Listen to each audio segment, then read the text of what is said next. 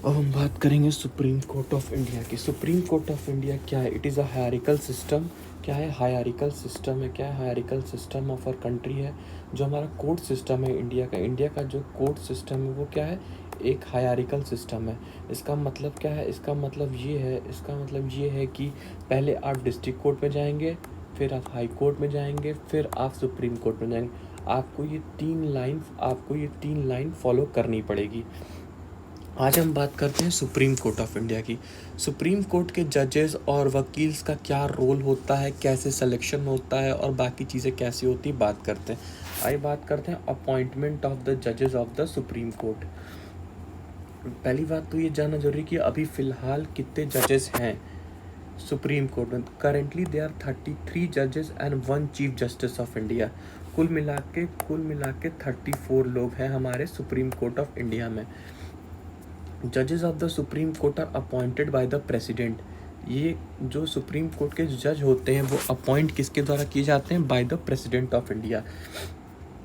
जो chief justice of India होता है, और इन जजेस के साथ एक चीफ जस्टिस ऑफ इंडिया भी होता है। वो जो चीफ जस्टिस ऑफ इंडिया होता है अपॉइंटेड बाय द प्रेसिडेंट। किसके द्वारा अपॉइंट किया जाता है? Bye the president after consulting with the other जजेस ऑफ द सुप्रीम कोर्ट। जो सुप्रीम कोर्ट के जो 32 जजेस हैं, जो सुप्रीम कोर्ट के 32 जज हैं, उनके सजेशन के द्वारा ही chief justice of India select किया जाता है। किसके? प्रेसिडेंट के द्वारा।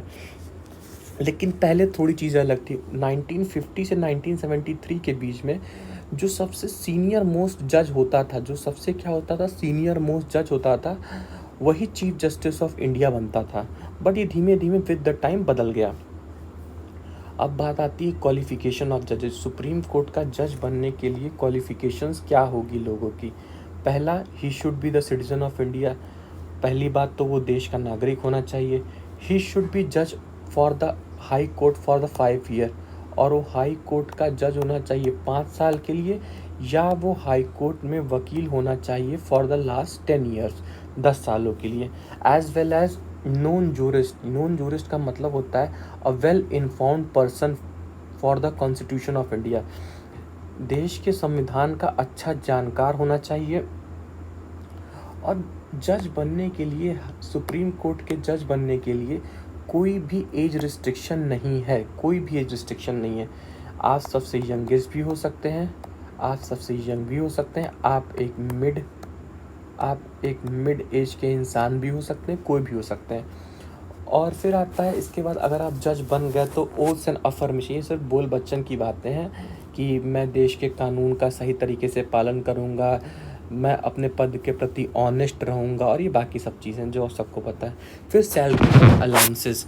क्या क्या कितनी सैलरीज होती हैं एक जज की, जो होता है सुप्रीम कोर्ट का जज होता है, और क्या प्रिविलेजेस मिलती हैं, क्या पेंशन होती है, ये सब चीज़ें हमारे सांसद यानी पार्लियामेंट ऑफ इंडिया द्वारा डिसाइड होती हैं। और ये चेंज नहीं हो सकती। It can not be changed to the disadvantages after the appointment.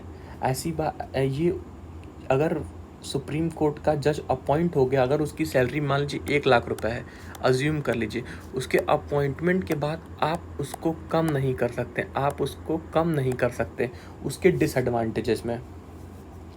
जैसे कि salary of chief justice of India है, वो 1 लाख से बढ़ाकर 2,80,000 कर दी गई पर मंथ। और सैलरी ऑफ जज जो थी उसको इंक्रीज कर दिया गया 90,000 से 2.5 लाख तक। और सैलरी के साथ बहुत सी इन लोग की पर्सन प्रिविलेजेस आते हैं, जैसे कि घर मिलता है इन लोग को, एकोमोडेशन मिलता है, गाड़ी बंगला, बहुत से पर्सन प्रिविलेजेस होते हैं। सैलरी इन लोग के लिए बहुत कोई बड़ी बात नहीं होती है। जो प्रिविलेजेस होते हैं इन लोग को मिलते हैं वो बहुत ही वैल्यू फॉर मनी होते हैं, जैसे गाड़ी बंगला और बहुत चीज़ें। और टेन्योर मतलब अगर आप सुप्रीम कोर्ट के जज बन गए तो आप कब तक जज बने रह सकते हैं? ये कोई एक पॉलिटिकल पद तो है नहीं कि 5 साल के बाद आपको हटना पड़ेगा। इसका टेन्योर होता है जब तक आप 65 की एज, मान लीजिए आप 30 पे बन गए, तो जब तक आप 65 की एज तक नहीं बन जाते तब तक आप अपने पद पे रह सकते हैं, he can hold the office, यहाँ लिखा है he can hold the office until he attain the age of 65। और एज को कम ज़्यादा करने की अथॉरिटी उन कंसर्न अथॉरिटीज़ की होती हैं जो पार्लियामेंट अपॉइंट करता है। और एक जज चाहे अब तो रिज़ाइन कर सकता है, वेरी ऑब्वियस, सबका अपना अधिकार है, तो वो रेजिग्नेशन अपना प्रेसिडेंट ऑफ इंडिया को लिख के दे सकता है। और he can be remove from the office by the president on the recommendation of the parliament. और उसको रिमूव भी किया जा सकता है, उसको क्या रिमूव भी किया जा सकता है अपने पद से बाय द प्रेसिडेंट। किसके रिकमेंडेशन के? पार्लियामेंट के रिकमेंडेशन। लेकिन ऐसा आज तक हुआ नहीं है। बहुत स्पेशल मेजॉरिटी और बहुत सी जांचें होती हैं किसी भी जज को रिमूव करना, क्योंकि जज को रिमूव करना उसके पद से एक बहुत बड़ी बात होती है। और ऐसा 1950 से लेकर आज तक ऐसा हुआ नहीं है। और इनको हटाने के लिए भी सिंपल मेजॉरिटी नहीं, पार्लियामेंट में स्पेशल मेजॉरिटी, यानी कि 2/3 of the total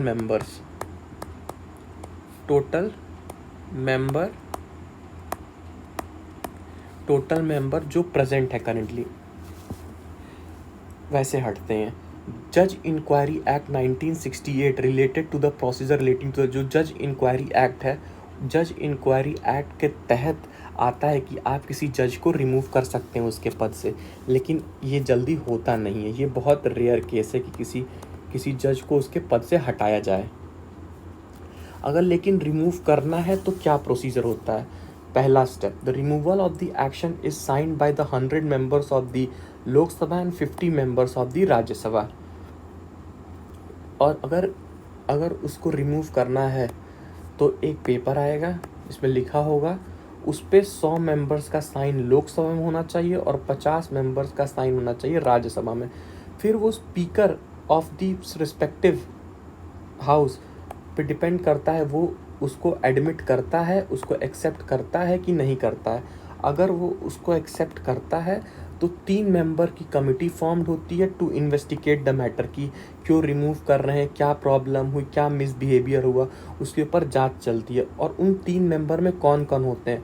supreme court का चीफ जस्टिस होता है, chief justice of the high court होता है, और एक वेल नोन जूरिस्ट होता है, यानी कि एक ऐसा इंसान जिसको भारत के संविधान की अच्छी खासी जानकारी है।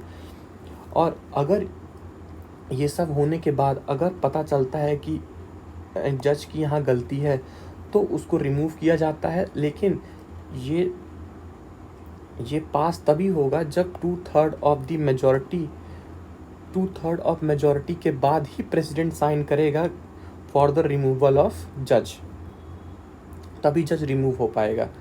2/3 ऑफ मेजॉरिटी से के बाद, ये सब होने के बाद क्या कहते हैं, 100 मेंबर्स ने साइन किया लोकसभा के, 50 मेंबर्स ने साइन किया राज्यसभा से। फिर इसको स्पीकर ने एक्सेप्ट किया कि नहीं, अगर वो एक्सेप्ट किया तो फिर उस पर 3 मेंबर्स की कमेटी बनती है, फिर उसके बाद वोट होता है, और वो भी कैसा, स्पेशल मेजॉरिटी वोट होता है। फिर उस पर प्रेसिडेंट साइन करता है, तब जाके कोई सुप्रीम कोर्ट का जो जज होता है वो रिमूव होता है।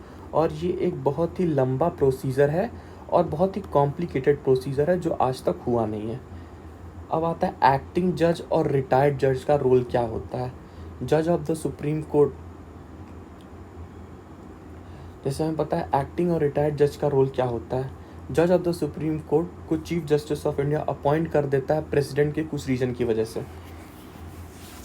बात ये होता है कि जो रिटायर हो चुके हैं, जो सुप्रीम कोर्ट का जज होता है, जो सुप्रीम कोर्ट का, जैसे कभी कभी ये होता है कि जो हाई कोर्ट का,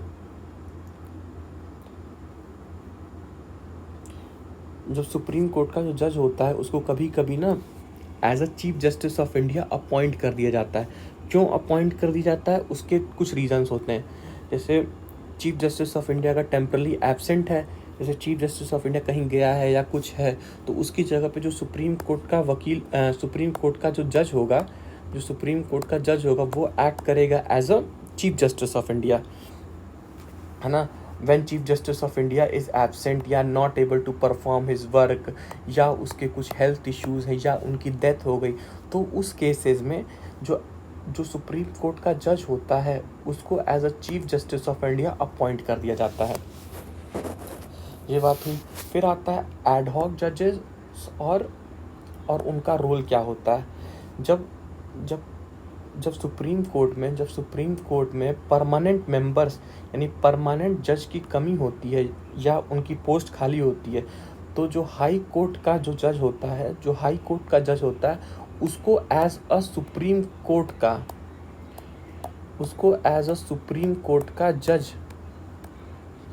कोर्ट का जज अपॉइंट कर दिया जाता है for the temporary period of time.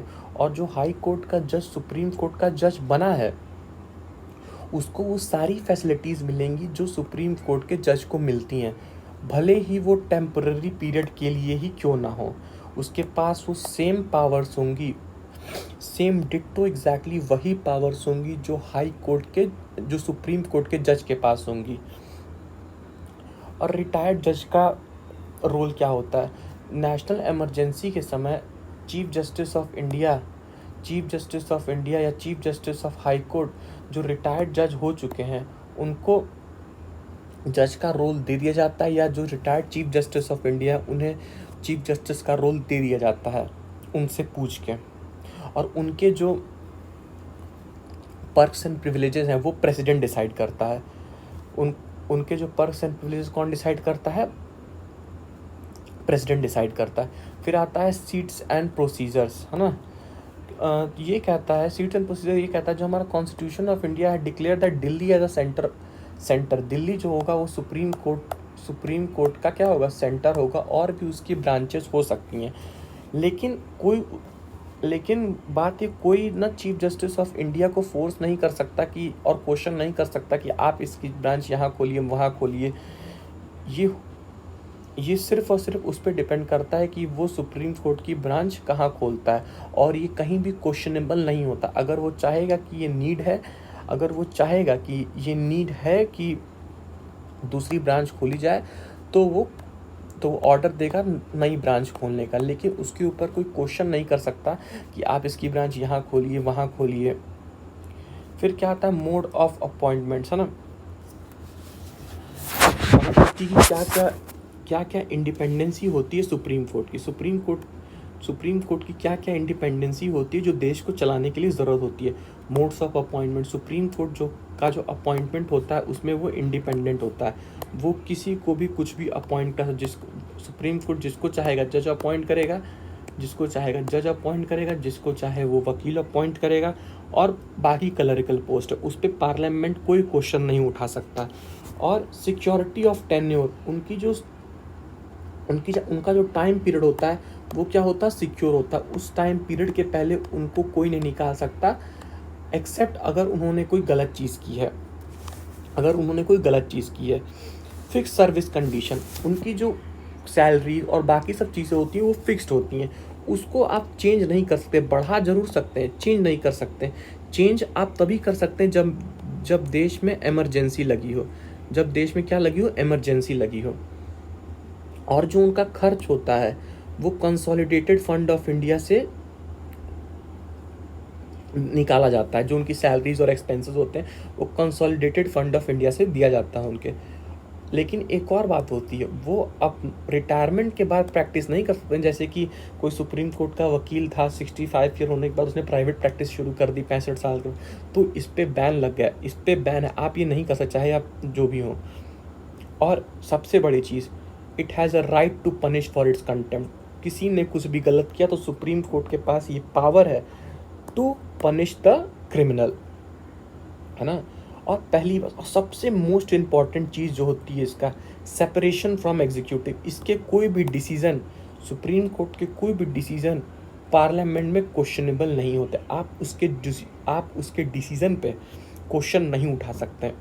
ये इसको सुप्रीम कोर्ट को सबसे बड़ी ताकत देता है हमारा संविधान की, इसके दिए हुए डिसीजन पे वो खुद, सुप्रीम कोर्ट दिया हुआ अपना डिसीजन खुद भले बदल सकता है, लेकिन आप उसके डिसीजन पे पार्लियामेंट में क्वेश्चन नहीं उठा सकते।